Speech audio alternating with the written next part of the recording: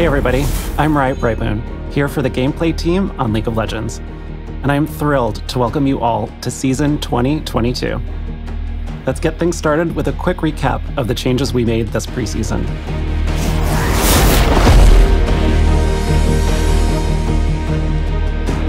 Over the last few years, we've usually used preseason to make big changes to one of League's underlying systems, such as items, runes, or the Elemental Rift. With this preseason, we wanted to look at all of our systems and make smaller, targeted improvements across the board. So, we added some items, like a new tank mythic for supports who want to dive into the action, and a new mage mythic for champs who need some help surviving burst damage. There are also new legendaries for tanks, mages, and assassins.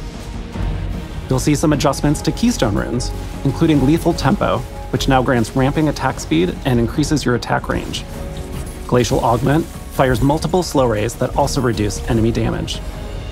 And Prototype Omnistone has retired. Taking its place is a brand new keystone, First Strike, which amplifies your damage and grants gold if you're the one to, well, strike first. Beyond items and runes, we've also expanded the bounty system with the addition of objective bounties. These give your team additional gold for taking epic monsters or turrets if you fall behind.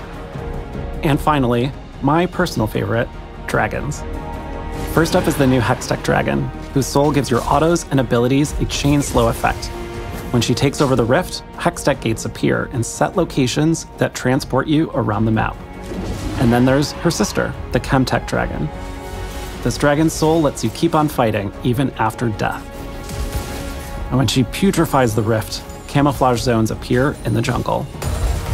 While these changes are expanding systems, rather than overhauling them, they should still have an impact on your games. We're excited to see your new outplays and big brain strategies, especially now that LP's back on the line and Pro Play is kicking off soon. As always, we'll be keeping an eye on things, and we'll continue making adjustments in the months ahead. Now let's talk about some of the new changes you'll see this year.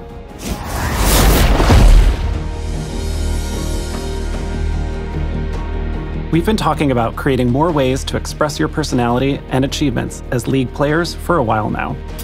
For some of you, ranked is how you define progress.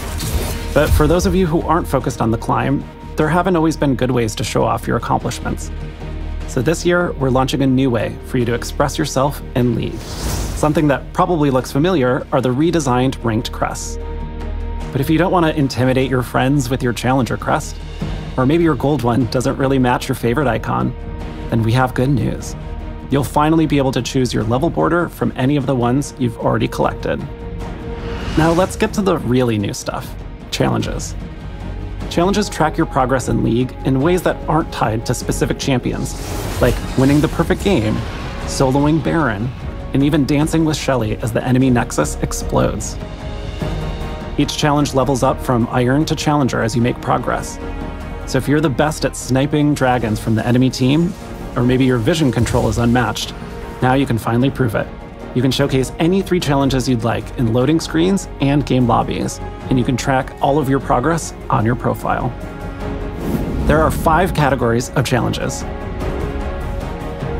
Veterancy challenges track stuff you achieve mostly by playing League over time, like earning mastery points, securing first bloods, and dodging skill shots.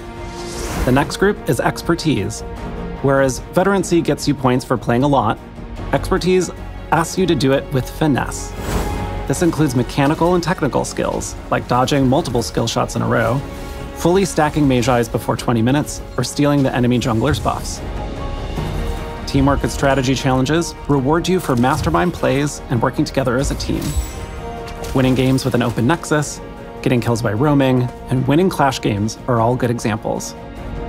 If you like showing off the things you've collected, or maybe you just take pride in being a completionist, then the collection category is for you. Collection challenges include things like unlocking skins and summoner icons, rekindling Eternals, and even progressing through other challenges. And finally, imagination challenges track some of the more unique things you do in League. Hitting snowballs in ARAM, surviving a fight with a single digit of health, and taking down enemies in their own fountain are just a few examples. Like with individual challenges, your performance in each category also ranks up, from Iron to Challenger. So if you swear you're a mechanical god with moves like Mako, now you have a way to prove it. In addition to these 5 categories, there are also legacy challenges, which are earned by being part of historic league moments or are only progressible during set periods of time. Some challenges track your progress within each season, and there's even one that shows if you're a battle-scarred player who's been here since beta. The progress you make across all challenges feeds into your challenge crystal, which upgrades as you go. Certain challenges also come with regional leaderboards, which work a lot like the ranked ones. There's a limited number of Grandmaster and Challenger slots, so you'll need to keep making progress to hold on to that rank. Finally, you can show the world you've completed some of the more difficult challenges with titles, which are earned when you hit certain milestones. For example, winning a lot with an open nexus will earn you the title the Comeback Kid. Other titles include KDA Player, Flame Horizon, and Unkillable Demon King. All of the identity changes will be rolling out over the next few months, and we'll continue adding more new challenges throughout the year. Before I go, I've got a quick note to share with you on Ranked this season. Last year, we softened the Ranked reset so that you'd start closer to where you ended the year before. But it ended up being a little bit too soft. Some of you who dove headfirst into Ranked started losing more LP than you were gaining because your rank overtook your MMR too quickly. And that sucks.